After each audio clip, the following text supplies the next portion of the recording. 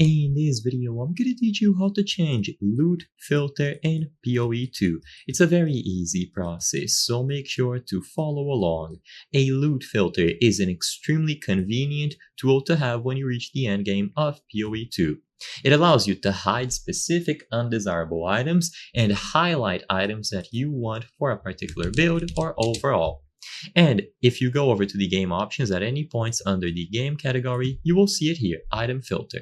So in this video, I'm going to teach you how to acquire these filters and how to use them. I'm not going to go super in depth about how to create your own or how to customize pre-existing ones, but I'm still going to give you a general overview. So an example would be this one, Never Sync filter for POE2. There are plenty of other filters available, and you can download them if you prefer.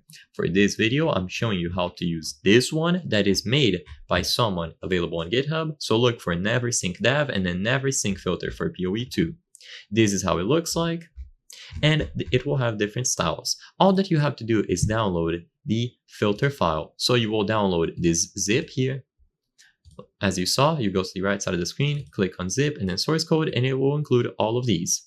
The files that you need are going to be these filters here. You only need a specific one, but they will have different designs that might be more appealing to you.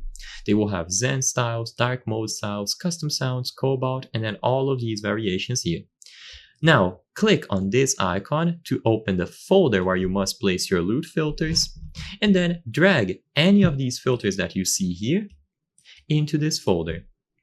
And you can actually open this filter file with Notepad. By doing this, you can change various different options about these filters, including their design, how they appear, which items are highlighted, not highlighted, and so on. But like I said, for a video of this nature, I won't be able to show you everything. After that is done, make sure that you choose the filter here in game, and then save the changes. Simple to do, and you can download a variety of filters from a variety of creators. This is only an example. Thank you for watching. If this video helped you, consider subscribing. As you can see, 83% of the people watching our videos are not subscribed. So if this video helped you, your subscription would mean a lot. Thank you for watching, and I'll see you on the next one.